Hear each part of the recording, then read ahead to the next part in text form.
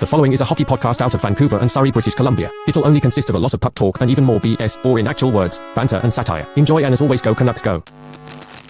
You know what, Trevor? Every day I'm with my girlfriend, I feel like I'm on the hot seat. I mean, I love you, babe.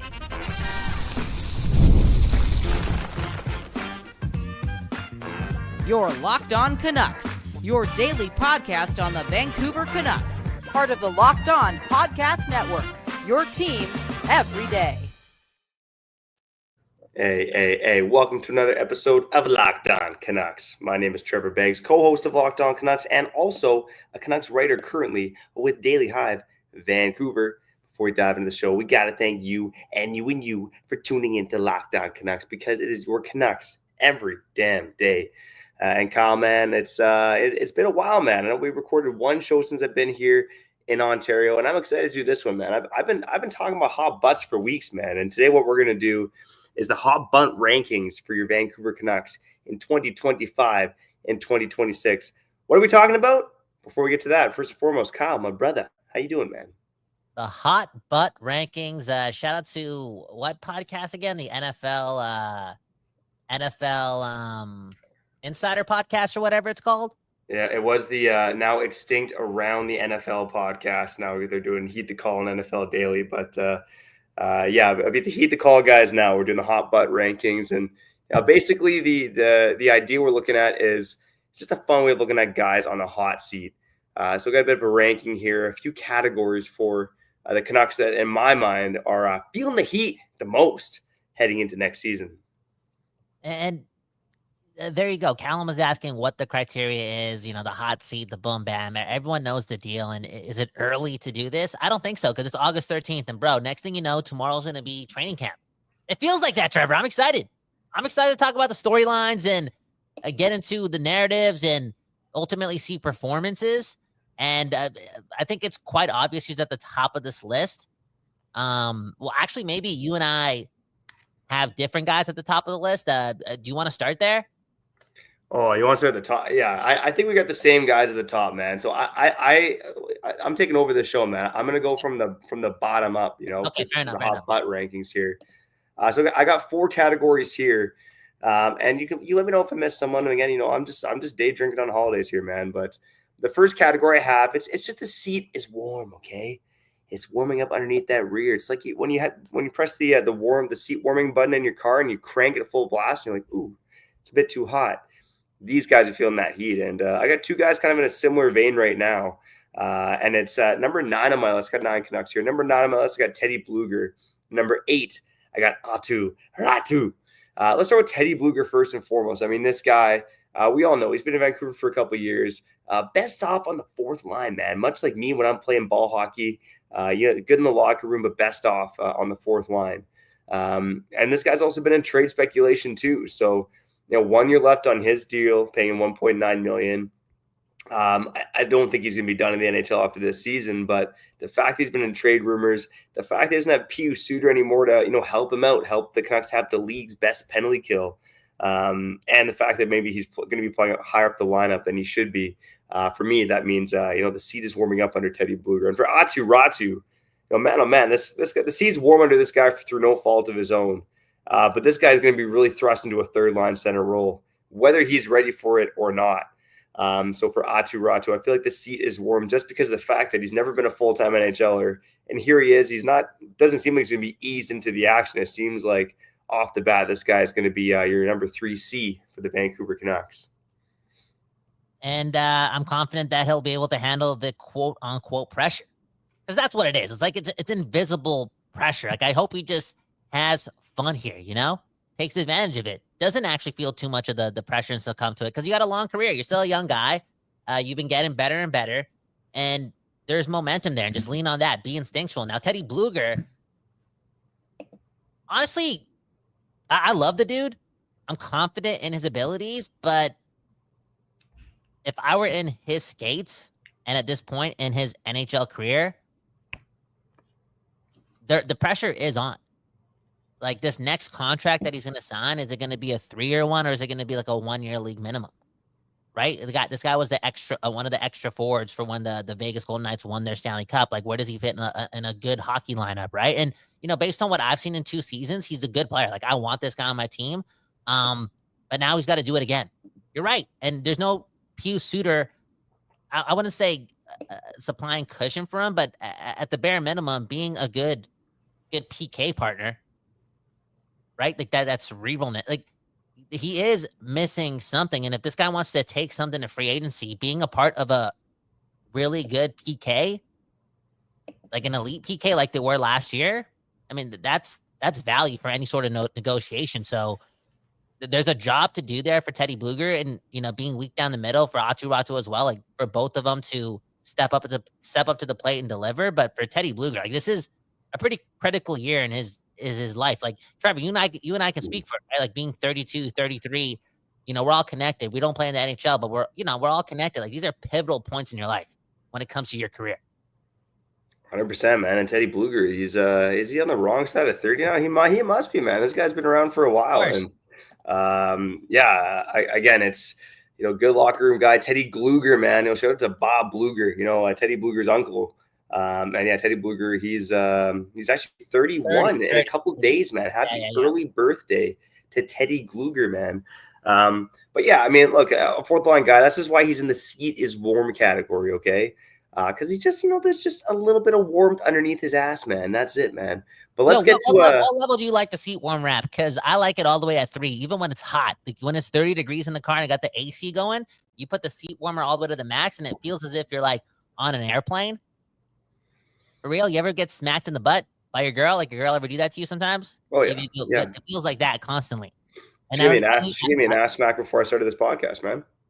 Hey, man, that's like, have a good one, baby. That's teamwork, baby.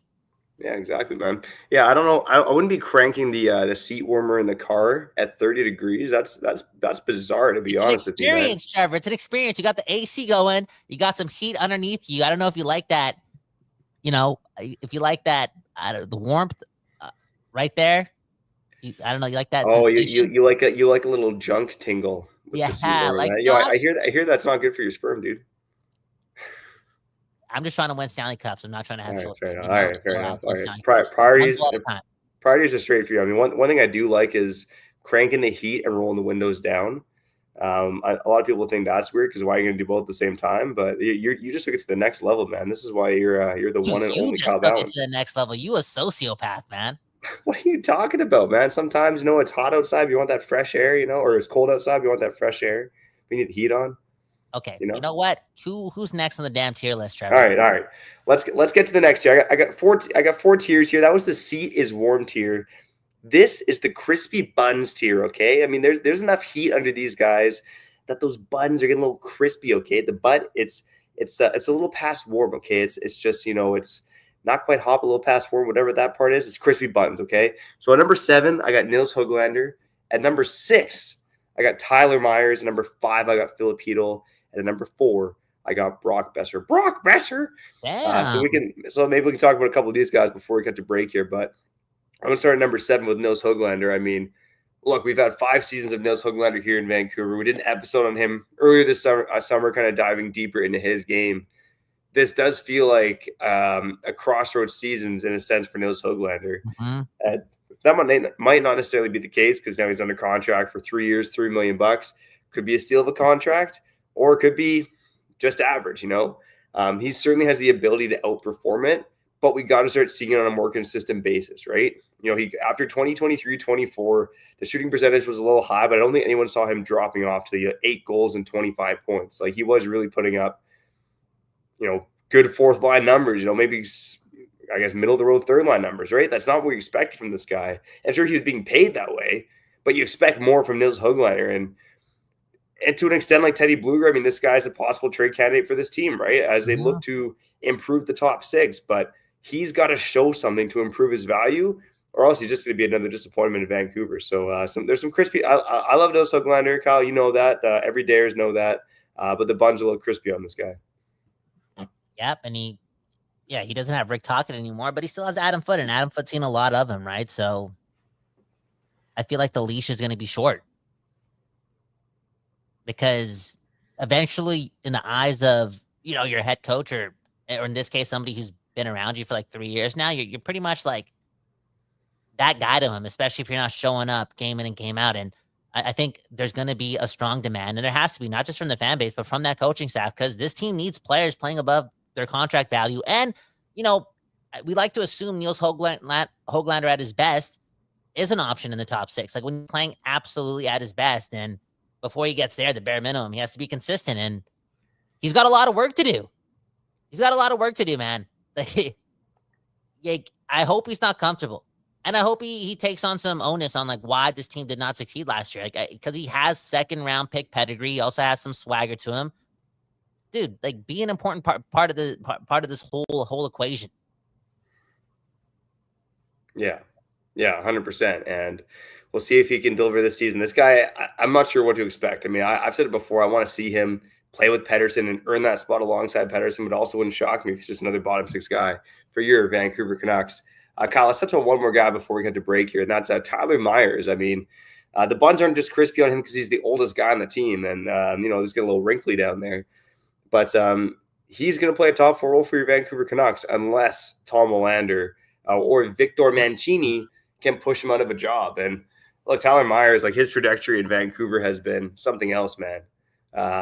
Going from overpaid but still serviceable to absolutely hot garbage every time he was out there. To kind of, reinvigorating his image in Vancouver, taking the sweetheart deal and, thriving under Adam Foote. But he was, still a little off last season compared to where he was in 23, 24. Now he's a year older, and talk about this team having one of the best defenses in the NHL.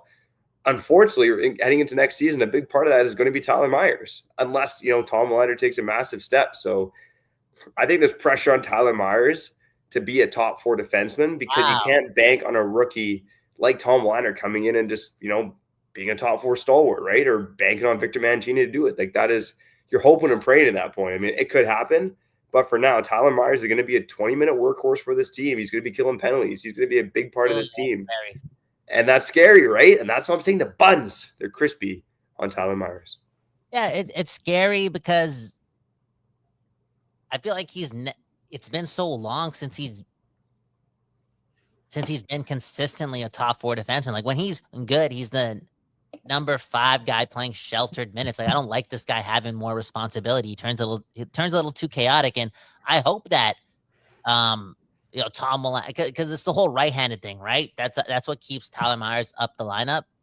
And I think again, like it's a tough pill to swallow for me knowing that, considering I like him at the 5 spot, but you would need a miracle for Tom Willander to be that top 4 guy. Now, could we see that at any point this season? Hopefully, because when the Canucks fans or just people across the league, the pundits look at this team, they're like, oh yeah, they have a strong D-core and their goaltending is good. Like what? Some people are like, well, watch out for the Canucks. They could be an underrated team because of all that. I feel like you can only really boast very strongly and look at this team having an elite D-core if a guy like Tyler Myers is your number 5 defenseman and you're getting an additional push from not just Tom Willander. I know Elias Pettersson is not that right-handed guy, but just like if you can get a strong training camp from him, a lot DPD or Valentino Mancini, like then I think the Canucks have one of the strongest D-cores in the game, and that's again because Tyler Myers is at the number 5 spot. Trevor Beggs, did you get assassinated in Ottawa?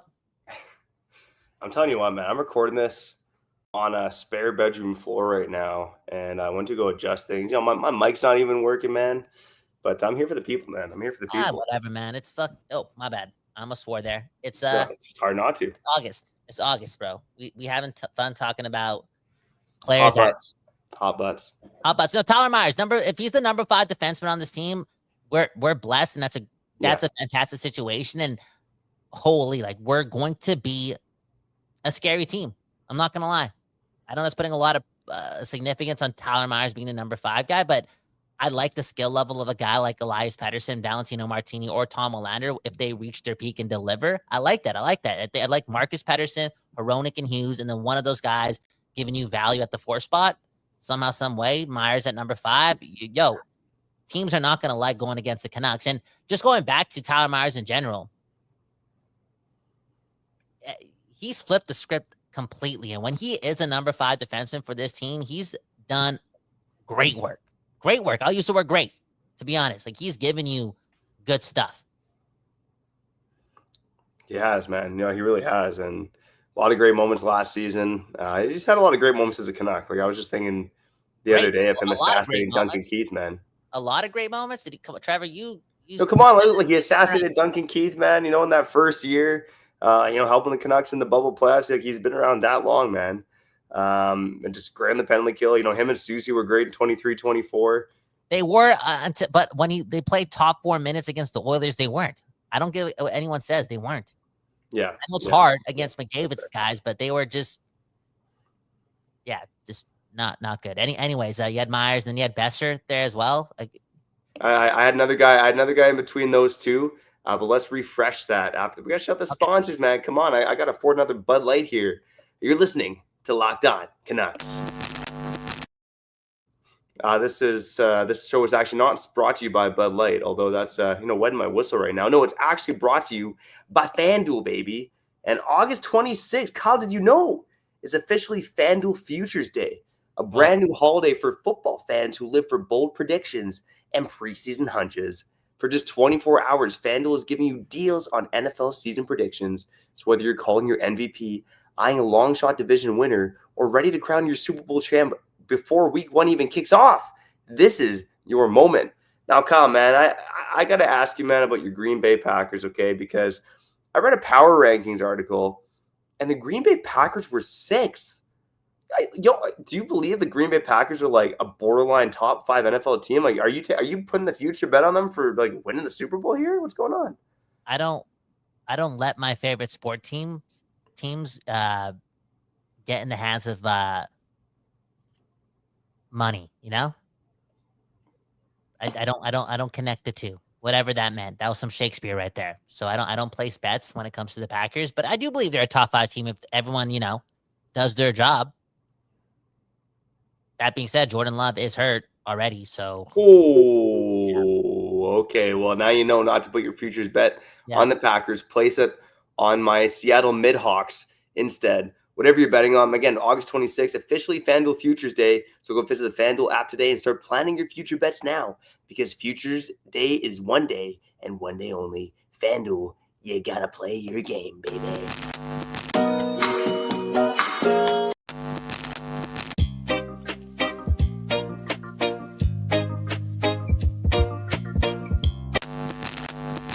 Okay, we back doing this, talking about your Canucks, Kyle Bowen, Trevor Beggs, Kyle Bowen, and you and you, and you and you, and you and you. Speaking of which, let's get to some comments.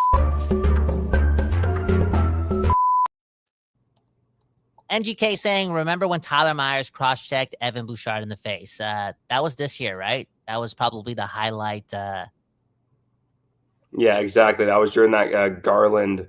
Was that Garland's grabbing somebody? No, Garland. Yeah, Garland. He's hacked McDavid there. Yeah, he choked Connor McDavid out, I think. Connor McDavid was bleeding. I think he lost an arm. Yes, Yeah. And then McDavid threw a hissy fit. Yeah. And then slash Garland, and then him and Myers got it suspended. Yeah. Oh, it does, man. See, Tyler Myers is giving us some moments, man. I was just thinking he stands up for teammates. He stands up for teammates. He does. He stands up for teammates. He even had that beautiful goal against the New York Rangers. I remember being in the booth for that one, and he like skated in from like the neutral zone, like deked around a couple guys, cut to the net, boom, bam. Like, come on, he's had some nice moments in Vancouver. Yeah, I think Kyle, from day one in 2019, July 1st, 2019, when he signed that contract, we said, yeah, thank you, Jim Benning. Thanks again. But still not a deal we would have signed. But at the end of the day, he's turned a page. But still, there's some pressure on this guy going into this season, especially considering the fact that he is 35 years old. Let's get to the top 5, man. And this is still the crispy buns tier. I got 2 more tiers above this. But number 5, I got Philip Hedl. And again, similar to Atu Ratu, Teddy Blueger, just the fact that the Canucks don't have the depth at center, I do feel like a lot of guys, pretty much everyone down the middle. I mean, look, everyone down the middle is on this list. I think you kind of know who's going to be at the top of the list here. But for Philip Hedl, God, we talked about it. This guy's career average is 16 goals and 35 points in a season. And now he's expected to be a, healthy 25-goal, 55-point second-line center. It's something he's never done before. Of course, you and I got faith that he's going to do it. He's doing the one-legged squats, man. He just got married this summer, man. So yeah, I mean, Filipino, I believe in him, but for sure it's a risk, and for sure there's pressure on this guy to be a top 6 player for the first time in his career. Yo, there's pressure on this guy to stay healthy too. I mean, it's a strong statement to make because he's not asking to get concussed, but he's playing a physical game. Like, he's feeling a lot. But based on the energy, the body energy, his demeanor, I feel like this is a guy who can't wait to make love to the pressure. He can't wait to play in front of these fans, right? He can't wait to have fun again. And I'm confident that he lives up to all of that, and he makes the most out of this opportunity. Now, remember, this guy did have some pedigree prior to being drafted, and that's what, put him in the position to get drafted by the Rangers when he did. And, for years and years and years, he had to been the whole concussion thing, but it's also been, he plays on a stacked Rangers team. He's not going to get his opportunity. Right? He's going to have the biggest of opportunities here. And I think if he's healthy, again, he can't wait to prove himself right, to live up to the pressure and, be one of those guys in the NHL. I actually can't wait to watch him play. Yeah, 100%, man. I mean, we've done a deep dive on him this offseason too, man. I'm not rushing summer, but I can't wait for Canucks hockey to come back, man. More on that in a couple days. But yeah, Filipino, the pressure's on. But Kyle, you and I believing in this guy. But Kyle, are we believing in number 4 on this list? And is it fair to have him this high on the hot butt rankings? And it's not just because he is the best looking Canuck, but it is Brock Boeser. Number 4 on the list. I mean, I still got to go back and listen to your contract grades yesterday. Mm-hmm. I'm going to guess you weren't as harsh as The Athletic on Brock Boeser's grade. They did not like that contract, mainly based on his up and down play over the past few seasons. But yeah, I think this one's up for debate because on the one hand, he just signed the contract. He's here for the next 7 years, we presume. Looks like he might be a lifelong Canuck, fan favorite for a lot of people. But again, this is a guy who has had an up and down NHL trajectory. A lot of people had kind of in their mind said, okay, see you later, Brock Boeser. And now he's coming back after, again, a subpar season. And look, there's pressure on this guy to perform. And, I think, The Athletic did their contract rankings of every NHL team. And the reason why the Canucks didn't grade out so well were the contracts for Pettersson and Boeser and the fact that both those guys underperformed last season. So for me, I think it's more than fair that he's, one of the Canucks under the most pressure heading into this next season. Because this team on paper doesn't look like they're going to score a lot of goals. And Brock Boeser is a guy that's going to be relied upon to score a lot of goals. But yeah, Kyle, give me your 2 cents, man. Like, how much pressure should Brock Boeser be under heading into next season? He should face the most or the second most, in my opinion, because he's a long tenured Canuck. And he should sense a bit of ownership about what happened last year. And I know he was concussed and he had his injury problems as well. But be the glue guy, right? Be the happy-go-lucky guy. Be a guy that every good team needs in the locker room, right? And he didn't live up to that because he couldn't fix or help the issues between Elias Pettersson and JT Miller. I'm not putting it on him. I'm just saying he's a leader, right? He's been here for a long time. And if he's feeling any accountability based on what he did on the ice for what happened to the Canucks last year and the fan base, it's like, yo, come out next year and erase that memory because that was one of the worst hockey seasons in Canucks history. And he's a part of that because he played a step behind what he was the year prior. And, whatever Boeser is deemed to The Athletic based on his contract, whatever. Like, I don't know how they did those rankings at 7.25 over the next 7? 7, yeah. 7, right? I think I gave that contract a B-. I think when July, it felt like a B+ or an A-. It did because it came out of nowhere and it felt good to have a guy that want to stay here. But end of the day, there's no guarantee that he hits being worth that much again this season. I think he teeters on being a $7 million to a $7.5 million player. Like he could, give you 50, 55 points. And it's like, I don't think that's worth it. Even though if you do the math and look at the cap going up, you could justify it. But I don't want that from a guy named Brock Boeser, some guy with some pedigree. And we saw what he did a couple years ago. Like, please give me $8.5 million a year value. For real. And if I'm Boeser, I'm not living up to my contract value. I'm on the Canucks. I'm a big part of this team. I'm giving this team way more than what I'm worth. It's that time for Besser. We need leaders on this team to step up, and Besser's got to be that guy. We do need leaders to step up, Kyle, and that's why I'm glad you stepped up here on Locked On Canucks while I've been out here in the Ottawa Valley scratching my sack and drinking beers. Speaking of leadership, man, I'm going to get to the biggest leaders of all leaders on the other side here on Locked On Canucks. All right, before we get to the toastiest butts on the Vancouver Canucks in 2025-2026, got to let you know that today's episode is brought to you by Indeed. You realize your business needed to hire someone yesterday. How can you find amazing candidates fast? You know the answer. You just got to use Indeed, baby. When it comes to hiring, Indeed is all you need. Stop struggling to get your job post seen on other sites, because Indeed Sponsored Jobs puts your post at the top of the page and helps you reach the right candidates faster. Man, when I was working in my business, man, I've been in that spot where you need the right hire like yesterday, and the pressure's on like Donkey Kong. And every day with the right person is a setback. That's why you got to use Indeed and their sponsored jobs page. It comes in handy, making sure your post is seen by the right candidates right now. Now you can speed up the hiring process with a $75 sponsored job credit. Just go to Indeed.com/lockedon right now and support our show by saying you heard about Indeed on this very podcast, Locked On Canucks. Terms and conditions apply. Hiring, Indeed, is all you need.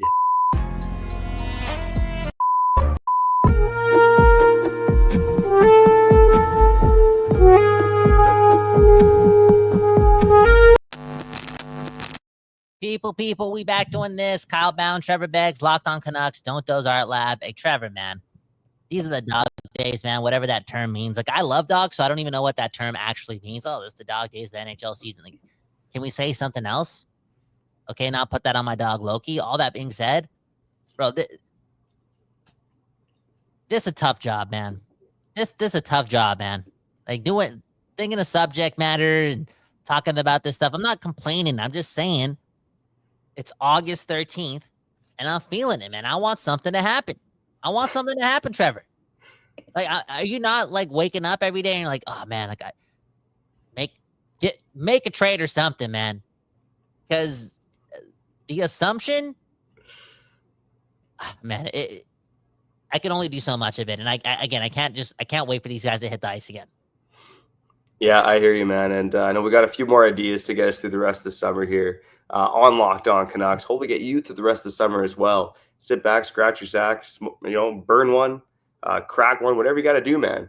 Yeah. But yeah, I'm excited for the season to get down. And Kyle, I was kind of looking through transactions on the NHL websites there, and the Canucks have made 2 of the last 3 trades. The Archer Shilovs one, the Dakota Joshua one.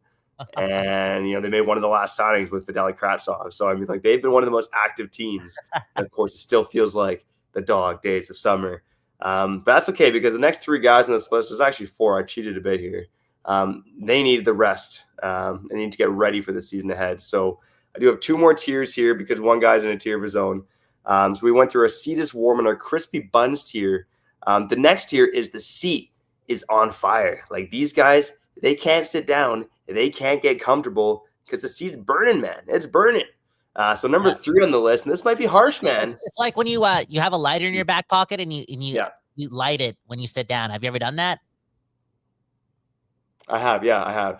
Yeah. People think it's impossible based on how you light a lighter, but it can happen. Squats, you have, like, you can kind of like.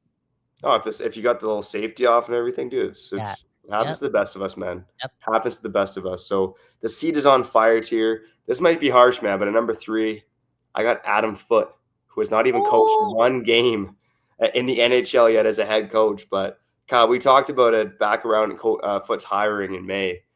The leash might be pretty damn short on this guy, considering the amount of pressure on the Canucks right now, right? The idea that Quinn Hughes may leave in a couple of seasons, the fact that they got to make the playoffs now with this roster. And look, Kyle, you and I are believing, man. A lot went wrong last season, but now you got a rookie head coach, and his only head coaching experience did not go well in the dub. Yeah, man. And then, of course, you got Manny Malhotra, one of the best coaches in the AHL. In my mind, one of the best coaches, head coaches, not in the NHL right now, sitting behind him. And man, oh man, if this team gets off to a brutal start next season, Like Adam Foote could be facing one of the worst or one of the shortest head coaching tenures in hockey here. Tell me I'm wrong. I would put Adam Foote at number 1, to be honest. Wow. Yeah, wow. I had him at number 1. And that wasn't even to provide shock value. Shocked me. I just think that based on Manny Malhotra not being hired yet, based on Pete DeBoer still being available, based on Alvin and Rutherford not having like the longest leash anymore as well. Yeah. Like if this guy gets off to like a 3-7-1 start, it might be over for Adam. We're gonna have an episode called "Is Manny Time," and then I'm getting banned from the booth, buddy. Oh man, nah. It just sounds like it's just the way it is. It's welcome to the Canucks, and you got Quinn Hughes for a couple more years, right? So, like, you got to make this year count. And 3-7-1, 4-9-2, and you're fired, Adam Foote. Because I feel like you're going to see, unless they look good on the ice, right? Like, then it's a little different. But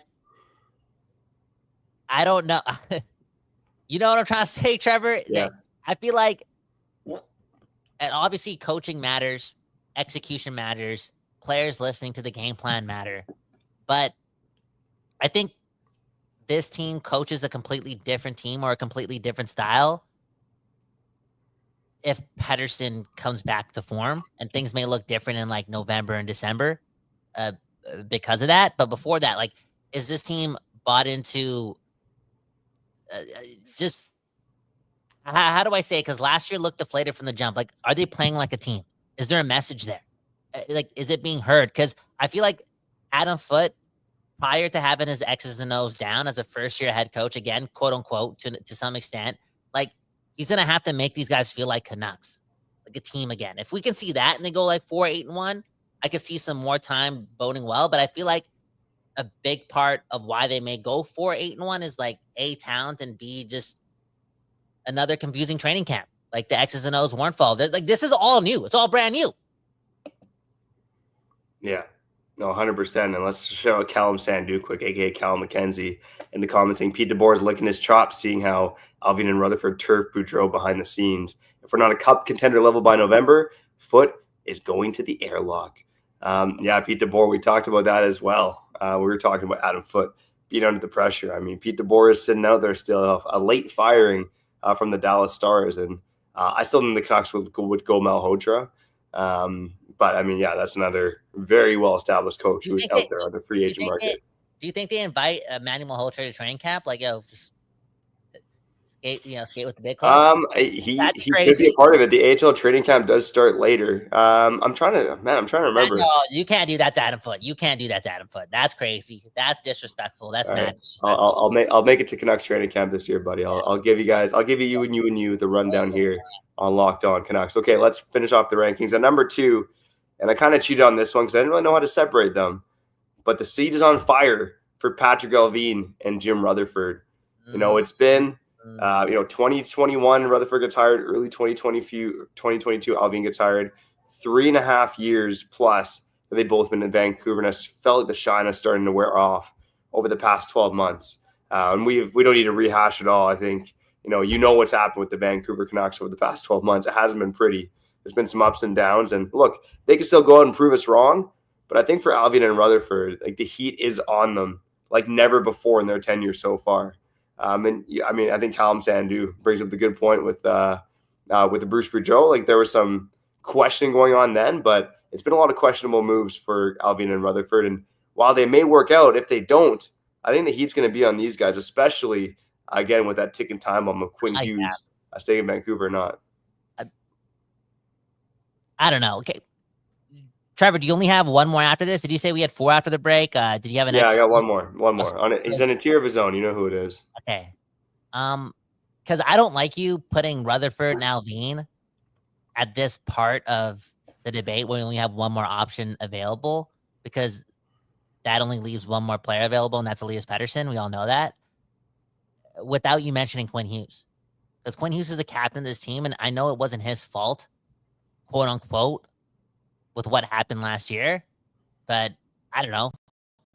Maybe if he was he can't let a dressing room break again as the captain. He can't. Like, he lost that card. Like, last year, he got the pass. Like, it's very rare that you see a locker room break up and not one bit of responsibility was put on the captain.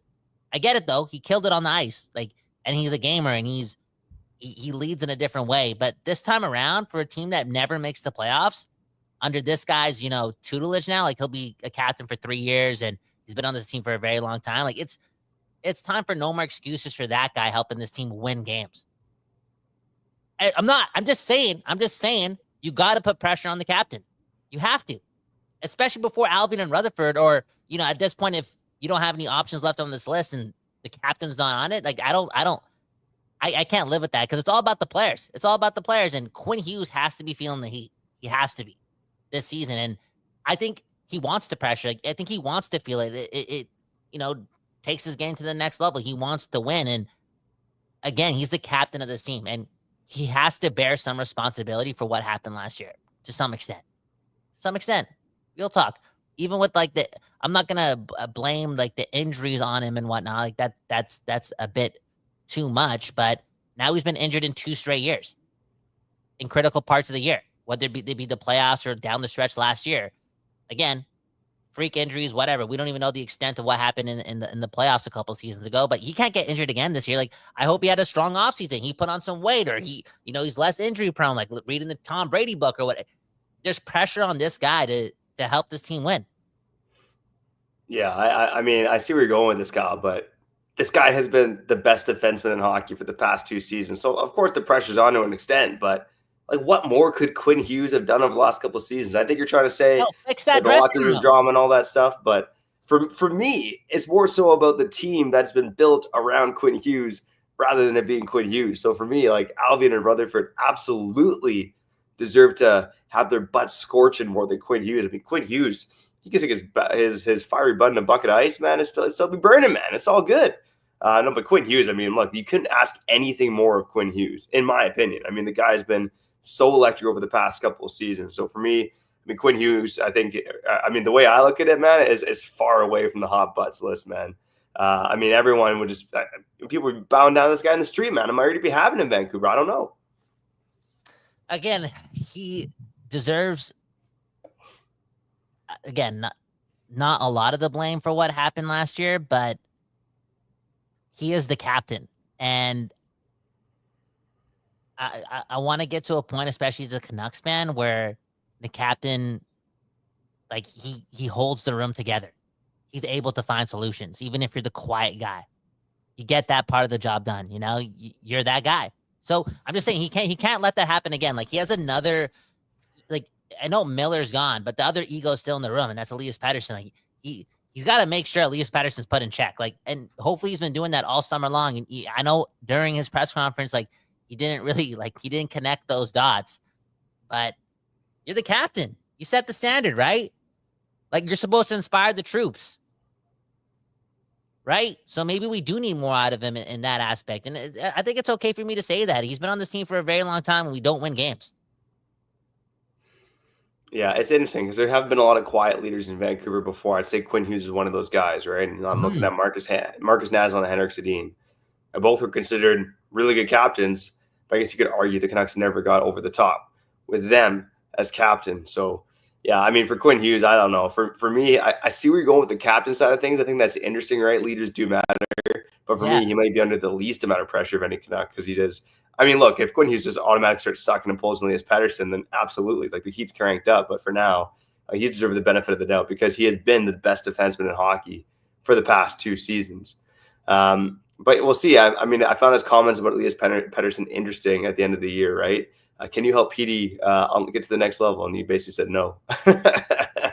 And I don't know. I thought it was an interesting answer for a leader of a hockey team. But look, we all know Elias Pettersson facing the most pressure in my mind. You said it would be Adam Foote, man, so I find that interesting. But for me, I have Pettersson in a tier of his own. I have him in the scorching ass tier. So that's the seat is on fire tier. It's nipping at the butt, but it's not quite, engulfing the butt yet. Pettersson's ass is on fire. And look, man, I know the revenge tour is on, man. He's talking about it. He's beefing up. He's maybe even, settling down, man. Life is good for Elias Pettersson, hopefully. But yeah, I mean, he had one of the most disappointing seasons in the NHL last season. For me, I get, especially from a fan perspective, like the Heat is cranked up on Elias Pettersson. Everyone around the NHL is going to be wondering, can this guy be an $11.6 million player, or is he more of a third line player like he showed last season, or just somewhere in between? So there's so many variables for Elias Pettersson. Like for me, I'm curious about your argument if Adam Foote deserves more pressure than Elias Pettersson, but for me, it's no doubt Elias Pettersson has the hottest butt on the Vancouver Canucks. I'm just like, obviously it's Elias Pettersson. It's on the players, right? But I don't want to smack my head against this microphone talking about Elias Pettersson feeling pressure. Okay, so I don't even have to like. We could actually just end the episode here, okay? So you said your 9 names, right? You're done. Yeah, I'm done. You're done. So I think we all got this wrong, though. Okay, let's read a comment and sign out.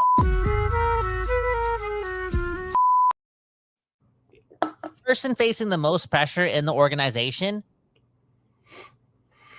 is Demko's doctor, the team doctor, okay? That is actually the truth. Ian Clark already took the blame for it to some extent, quote unquote. Maybe you played him too much. Maybe the way you're telling this guy to go down, reverse V8. I don't even know what I'm saying, but you know what I'm saying? Right? Maybe you're working your goalies too hard. The team doctor this year, even with the injuries last year too, like everyone got hurt. The team doctor's facing the most pressure, man. Because if he got misdiagnosed, Demko again, and Demko gets hurt early on, like, bro, if I stubbed my toe, I wouldn't go to this doctor. Get a Band-Aid. Yeah. I think that shout out to NGK. That's a fantastic answer. Yeah. I do feel like for the butt to be hot on a player or a member of the organization, people got to know who he is, and fans don't know. So you live in the mainstream, Trevor. You live in the social media world. Followers count, all this stuff, bro. This doctor has a family too. He might lose his job, and then when they look at the resume and they're like, "Oh, this guy's applying to be a doctor at our clinic or at our hospital," they're gonna be like, "Oh, where have you worked? Oh, the Vancouver Canucks. Oh, let's look at the Vancouver Canucks injury report," and and then you're gonna see like Demko getting hurt all the time after you've worked with them the most. It's like, yeah, again, you stub your toe, you ask for an ice pack. Don't go to this guy. Yeah, that's you losing the middle card after that one. Don't ask him to work on the Popliteus, man. Unbelievable. And NGK, he's name dropping, man. Oh my God. There we go. We got the doctor, man. Okay, that maybe number 1 on the list, man. Thatcher Demko's knee doctor, man. Unbelievable. Shout out to Callum Sandu saying Aquilini's ass ought to receive a solar flare. Yeah, let's get out of here. What is the owner? What is the owner, dude? He's called the shots, man. He can do whatever the hell he wants. You see too much, bro. We complain about it, man. Trevor, you ever watch The Godfather? You gotta keep it going. Okay, we gotta get out of here, Trevor. Okay. All right. One love to you and you for tuning to Locked On Canucks. Let us know in the comments who's got the hottest butt on the Vancouver Canucks. Take it any way you want. Kyle Manning, shout out to you doing the most here on Locked On Canucks. If you like what Kyle and I are doing, or if you like what Kyle's just doing solo while I'm out here scratching my ass, make sure you share the podcast with a friend, subscribe and like on YouTube. And on the podcast side, go follow us and leave a 5-star review. The offseason coming to a close, but we got you covered all the way to the starting line here on Locked On Canucks. Peace, peace, peace, peace, peace.